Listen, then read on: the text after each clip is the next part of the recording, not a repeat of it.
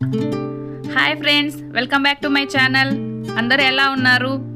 ఏంటి పెట్టిన థంబ్నెయిల్కి చేస్తున్న వీడియోకి సంబంధం లేదనుకుంటున్నారా? అలా ఏం లేదండి. ఈరోజు మనము ఈ వంట చేస్తూనే ఒక మనిషి తన జీవితంలో సక్సెస్ అవ్వడానికి, ఫ్యూచర్ బ్రైట్గా ఉండడానికి బాల్యం అనేది ఎంత ఇంపార్టెంటో మనం ఈ వీడియో ద్వారా డిస్కస్ చేసుకోబోతున్నాము.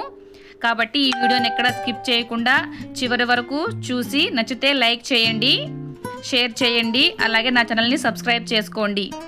సాధారణంగా ఒక రోజులో ఉదయం, మధ్యాహ్నం, రాత్రి అనే 3 పూటలు ఉంటాయి. అలాగే మనిషి జీవితంలో కూడా బాల్యం, యవ్వనం, వృద్ధాప్యం అనే 3 దశలు ఉంటాయండి. ఈ 3 దశల్లో బాల్యం అనేది చాలా ఇంపార్టెంట్. ఎందుకంటే ఒక రోజులో ఉదయం అంటే స్టార్టింగ్ ఎంత మంచిగా ఉంటే ఆ రోజంతా బాగుంటుంది అని అనుకుంటుంటాం. అలాగే మన జీవితంలో కూడా బాల్యం అంటే స్టార్టింగ్ ఎంత బాగుంటే మిగిలిన 3 స్టేజ్లు కూడా అంత సక్సెస్ఫుల్గా, సంతోషంగా ఉంటాయన్నది నా ఒపీనియన్ అండి.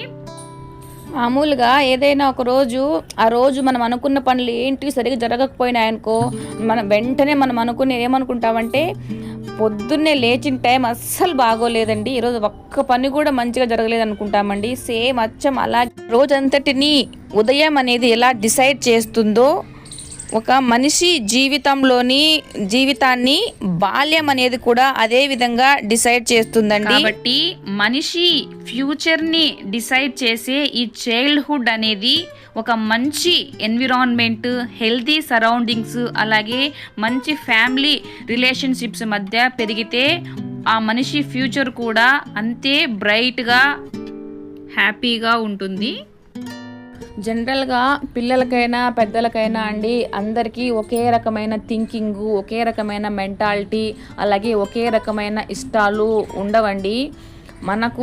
మన చేతికున్న 5 వేళ్ళే సమానంగా ఉండవు. అట్లాంటిది అందరూ ఒకే రకంగా ఉండాలంటే ఉండరండి. పిల్లలు కొంచెం పెరిగి కొంచెం పెద్ద అయిన తర్వాత ఈ పిల్లలు 3 రకాలుగా ఉంటారండి. ఇందులో ఫస్ట్ రకం పిల్లలు వీళ్ళేంటంటే వీళ్ళకి ఏం చేయాలనుకుంటున్నారో, వీళ్ళ ఇష్టాలు ఏంటో, వీళ్ళకి దేంట్లో ఇంట్రెస్ట్ ఉందో అనేది ఒక క్లారిటీగా ఉంటారు.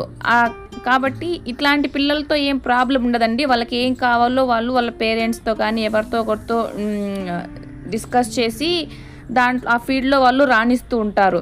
ఇప్పుడు సెకండ్ రకం పిల్లలు వీళ్ళు ఎలాగంటే వీళ్ళకు ఏదైనా చేయాలనే ఇంట్రెస్ట్ ఉంటుంది, టాలెంట్ కూడా ఉంటుంది, కానీ వాళ్ళకు ఒక ఇన్ఫీరియారిటీ ఉంటుంది, అంటే ఒక రకమైన భయం ఉంటుంది. ఆ భయం వల్ల ఏది చేయలేకపోతుంటారండి. ఇలాంటి పిల్లలకు కొంచెం సపోర్టు, కొంచెం ఎంకరేజ్మెంటు ఉంటే వీళ్ళు కూడా మంచిగా రాణించగలుగుతారండి. ఇలాంటి పిల్లల మీద వాళ్ళ చుట్టూ ఉన్న పరిసరాలు, వాళ్ళ చుట్టూ ఉన్న సొసైటీ చాలా ప్రభావం చూపుతాయండి. చాలా జాగ్రత్తగా ఉండాల్సి ఉంటుంది. ఇంకా 3వ రకం అండి, వీళ్ళలో ఏం టాలెంట్ ఉందో, వీళ్ళు ఏం చేయాలనుకుంటున్నారో, అసలు వీళ్ళకి ఏం ఇష్టమో అనే విషయం కూడా వీళ్ళకి క్లారిటీ ఉండదండి.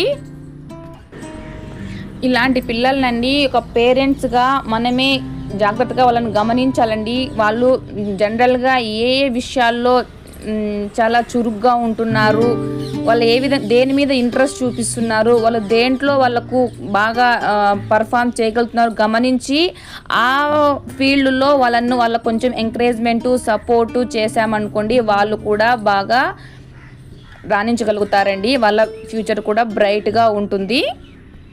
ఇక్కడ నా లైఫ్లో జరిగిన ఒక ఇన్సిడెంట్స్ గురించి మీకు చెప్తాను.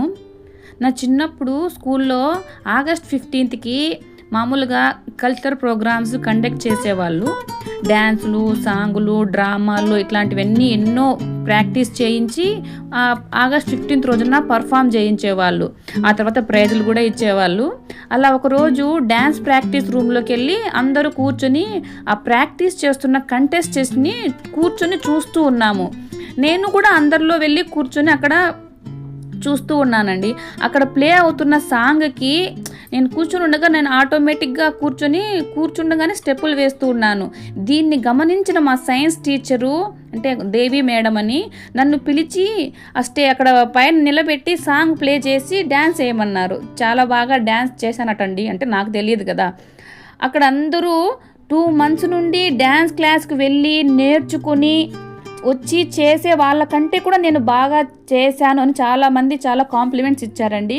అంటే అప్పటి వరకు నాలో ఆ టాలెంట్ ఉంది అని నాకే తెలియదండి. ఫస్ట్ టైం అప్పుడు నాకు డ్యాన్స్ వచ్చు అని నాకు కూడా అప్పుడే తెలిసిందండి.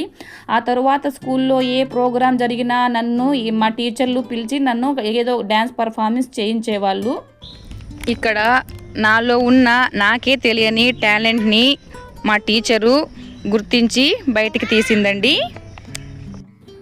అసలు ఒక మనిషి ఏదైనా కొంచెం డిఫరెంట్గా చేస్తున్నారంటే దానికి సపోర్ట్ చేసే వాళ్ళు చాలా తక్కువగా ఉంటారండి. కానీ దాని గురించి నెగిటివ్గా మాట్లాడే వాళ్ళు చాలామంది ఉంటారండి. అనేవాళ్ళు ఎన్నైనా అనుకుంటుంటారండి. అవన్నీ పట్టించుకొని మనం అక్కడే ఆగిపోకుండా మనకి ఏది మంచిదో మనం ఆలోచించుకొని ముందుకెళ్ళాలండి. నాలోని టాలెంట్ని టీచర్ గుర్తించినప్పటికీ సరైన సపోర్టు, సరైన ఎంకరేజ్మెంటు, హెల్దీ సరౌండింగ్స్ లేకపోవడం వల్ల నేను నా ఇష్టాన్ని, నా ఆశలను అక్కడే వదిలిపెట్టేశానండి. మన చుట్టూ ఉన్న సమాజం సరిగా లేకపోతే పాజిటివిటీ కంటే నెగిటివిటీనే ఎక్కువగా స్ప్రెడ్ అవుతుందండి. ఎంతోమంది ఎన్నో రకాలుగా చర్చించుకుంటారు. అందుకే ఫ్రెండ్స్, మనం పెరుగుతున్న సొసైటీ హెల్తీగా ఉంటే మన పిల్లల థాట్స్ కూడా హెల్తీగా ఉంటాయి. అయినా ఎవరో ఏదో అనుకుంటున్నారని మనము అక్కడే ఆగిపోకూడదండి. అనేవాళ్ళు ఎప్పుడు ఏదో అంటూనే ఉంటారండి. ఏదన్నా చేసినా అంటారు, చెయ్యకపోయినా కూడా అంటారు. ఓకే ఫ్రెండ్స్, ఇప్పుడు మన పిల్లల బాల్యాన్ని మనం పదిలంగా కాపాడి వాళ్ళ రేపటి ఫ్యూచర్ని డిసైడ్ చేసుకునే అవకాశాన్ని వాళ్ళకే వదిలేద్దామండి. ఓకే అండి, నెక్స్ట్ మరొక వీడియోలో మళ్ళీ కలుసుకుందాం. అంతవరకు బాయ్ బాయ్ ఫ్రెండ్స్. ఈ వీడియో కనుక మీకు నచ్చినట్లయితే తప్పకుండా ఒక లైక్ చేసి షేర్ చేయండి. అలాగే నా ఛానల్ని సబ్స్క్రైబ్ చేసుకోండి.